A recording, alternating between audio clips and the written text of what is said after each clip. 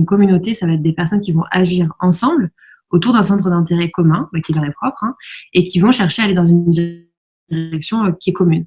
Et l'enjeu de cette communauté, justement, ça va être de tisser le plus de liens entre les individus.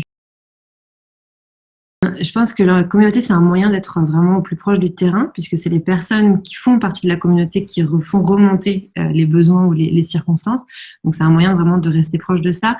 Et au sein de la communauté, il y a vraiment le concept de collaboration,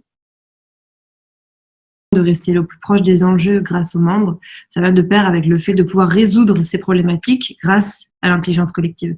Et du coup, ce qu'on va chercher à faire, c'est pas appliquer une solution pensée par quelques personnes, mais à vraiment faire en sorte que tout le monde travaille sur cette problématique, apporte des perspectives différentes et permette de les résoudre. La communauté, elle va permettre de faire émerger différents problèmes communs qui semblent être vraiment pas le problème d'un seul, mais de plusieurs. Donc, on va déjà identifier les problèmes à résoudre.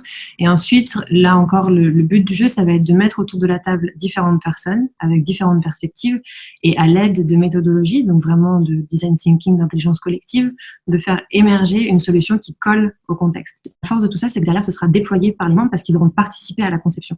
Et du coup, à chaque fois, on observe beaucoup plus d'engagement dans la mise en place des solutions que quand ça a été pensé par 3-4 personnes qui ensuite demandent aux autres de le faire. Ça va aider si au début on a quelqu'un qui joue le rôle de facilitateur ou qui va pouvoir aller chercher les personnes à droite à gauche dans les différents départements avec les différentes perspectives et du coup présenter la valeur ajoutée de cette communauté avec les bons mots parce qu'on ne vient pas tous pour les mêmes raisons en fait. Et certaines personnes vont venir parce qu'elles ont envie d'apprendre, d'autres parce qu'elles ont besoin de se connecter, d'autres parce qu'elles veulent gagner en visibilité. Déjà, on va chercher à comprendre quel est le but de l'entreprise. Est-ce que c'est de générer plus de collaboration, plus d'innovation, un déployage à l'étranger, enfin un déploiement, pardon, ça peut être plein de raisons. Et après, du coup, une fois qu'on aura fait ça, on va prendre le temps d'échanger avec les collaborateurs qui pourraient être membres de cette communauté-là, prendre leurs besoins, faire un vrai diagnostic et comprendre quels sont leurs besoins à date, ce qui pourrait faire qu'un collectif résoudrait certains de leurs problèmes.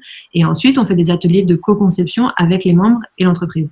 On va jamais faire ça d'un côté sans les membres. C'est impossible. Enfin, le but, c'est que ce soit les personnes impliquées dès le début.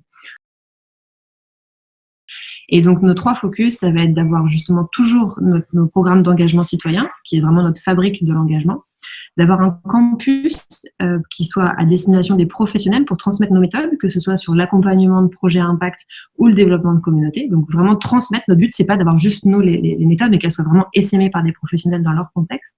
Et enfin, qu'on fasse davantage de coalitions d'acteurs et qu'on fasse se rencontrer des acteurs qui travaillent autour des mêmes sujets, mais qui n'ont pas pour habitude de se parler particulièrement.